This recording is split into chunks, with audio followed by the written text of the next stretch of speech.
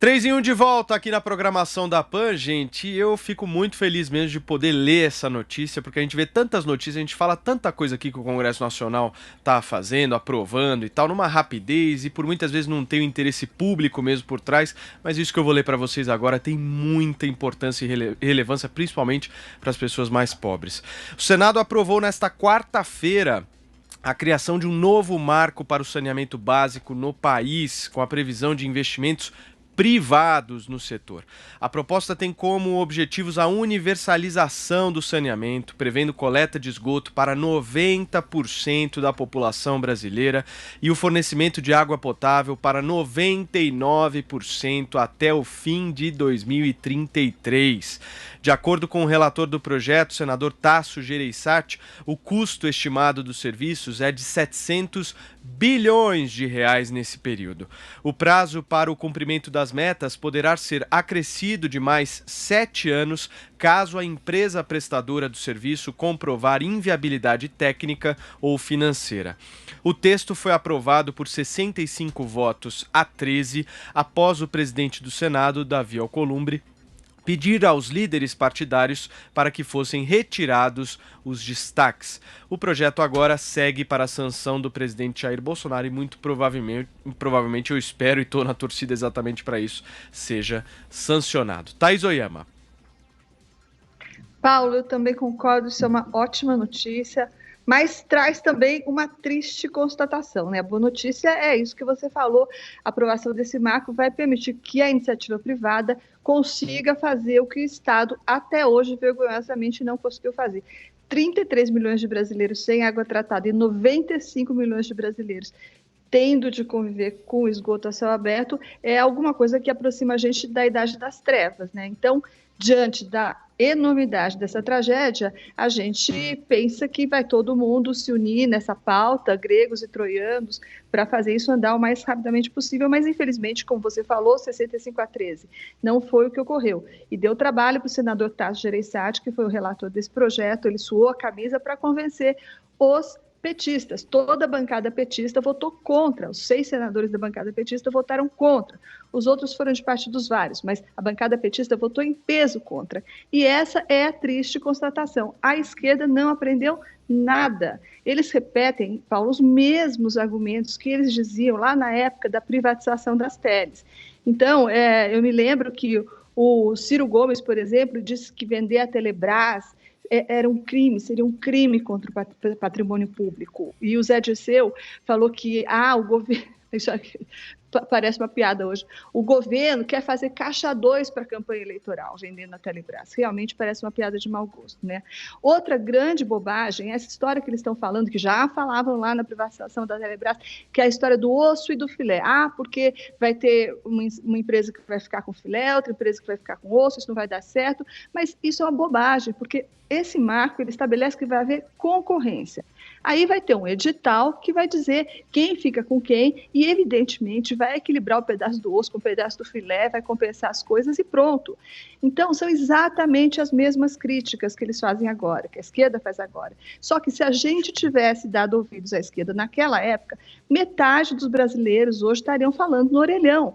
Ninguém teria celular, ia estar na época do orelhão ainda. Por último, durante 14 anos, o PT preferiu colocar dinheiro onde? No Porto de Mariel, em Cuba, na refinaria de Pasadena, lá no Texas, não é? Fora o dinheiro para as empreiteiras amigas que a gente conhece muito bem. Então, o saneamento e a saúde nunca foram prioridade para o PT. Não é verdade isso. E agora eles vêm criticar o marco sanitário, dizendo que é um modelo que beneficia o lucro. Mas faça-me o favor, amigo. Rodrigo Constantino. Pois é, Paulo, uma ótima notícia, né? Importantíssimo para um país que, infelizmente, tem mais ou menos metade da população desassistida em relação a isso, acarreta inúmeras doenças, inúmeras mortes por doenças que poderiam ser facilmente tratáveis com mais higiene, né? Como desinteria e outras. Foi uma conquista do governo federal, do país, e vocês vão me ver elogiando a esquerda, que eu só vou discordar da Thaís, mas isso é comum na imprensa, na mídia mainstream. Não existe, como eu já cansei de apontar aqui, extrema esquerda para jornalista. Só existe extrema direita. Mas o que a Thaís estava chamando de esquerda é a extrema esquerda, né? A Rede, o PDT, o PT, essa turma jurássica que é contra o capitalismo. A esquerda teve mérito, né? O relator foi um tucano, o Tasso Gereissati. Então vocês vão me ver aqui elogiando a ação de um tucano que tem vários méritos na história do país. Foi o Plano Real, a Lei de Responsabilidade Fiscal, as privatizações que foram mal feitas e sem convicção, né? Basta lembrar do Alckmin com aqueles broches todos de estatal quando foi acusado de privatista, mas foram feitas. E essa mesma turma de sempre, de onde menos se espera, não sai nada mesmo. Essa turma sempre esteve contra tudo isso. Esteve contra o Plano Real, a Lei de Responsabilidade Fiscal, as privatizações e agora o marco do saneamento, que é um momento importante para o país. É a mesma turma que torce, basicamente, para o coronavírus, né? Então, esses 13 nomes têm que ser anotados, guardados e lembrados, apesar de que não é muito difícil, né? É a Rede, o PDT, é o PT.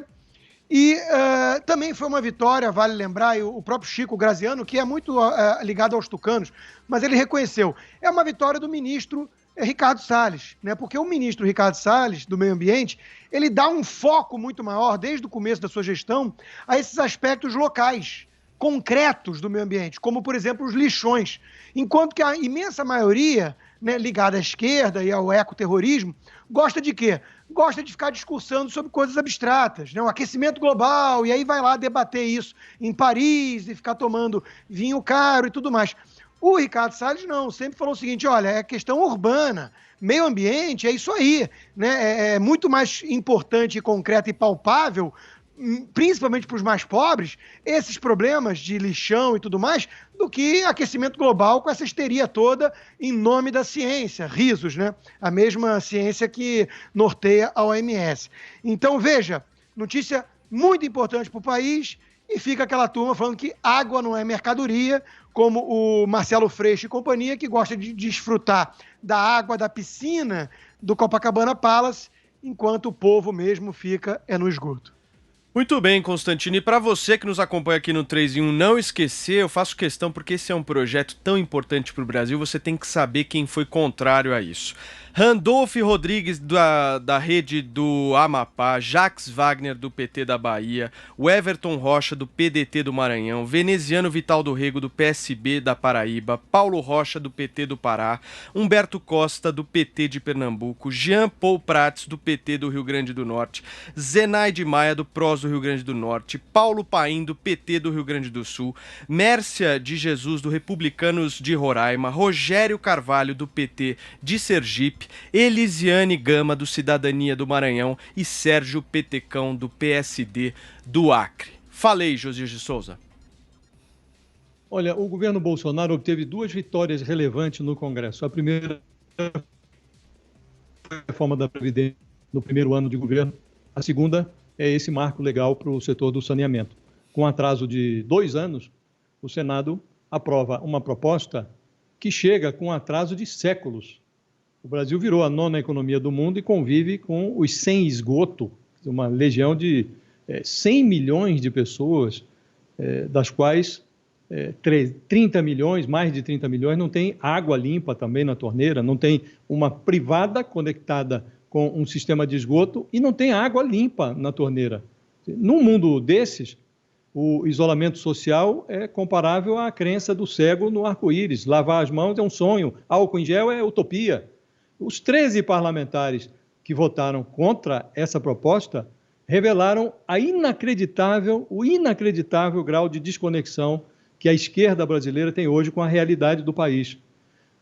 Houve vários lobbies atuando em torno desse projeto, ora para retardá-lo, ora para apressá-lo, lobbies dos servidores das companhias estatais de saneamento, lobby de grandes empresas interessadas em investir nesse setor. Só um setor não fez lobby, porque não tem voz no Congresso. É justamente o brasileiro sem privada e sem água limpa. Esses não estavam lá representados. E 13 parlamentares acharam que esses brasileiros não merecem atenção. É disso que nós estamos falando. Se tudo correr como planejado, até o ano da graça de 2033, quase todos os brasileiros vão ter acesso a uma rede de esgoto, 90%, e a água limpa, água tratada na torneira, 99%. Significa dizer que tem muito trabalho pela frente. Então é preciso reconhecer o avanço, mas é preciso também não exagerar nos aplausos. O trabalho é intenso. Você precisa assegurar que haja um ambiente de tranquilidade para que os investimentos se materializem. É preciso assegurar que não exista roubalheira. Cabe lembrar aqui que as grandes empresas que estavam interessadas nesse tipo de negócio são as mesmas empreiteiras que estavam lá flertando com a cadeia no escândalo da Lava Jato. Então, é preciso assegurar que não haja aqui transgressões à lei, e nós estamos falando de um país, o Brasil, em que rouba-se até no dinheiro do respirador que é adquirido com emergência, sem licitação, no meio de uma pandemia. Quem rouba no respirador, com uma oportunidade dessas pela frente, de fazer grandes negócios na área de saneamento, muito provavelmente vai pensar também em roubar. Então tem muito trabalho pela frente e o único lugar onde a comemoração vem antes do trabalho é no dicionário. Então é preciso registrar o avanço, mas se preparar para o trabalho que vem pela frente para assegurar que esta lei vire realidade.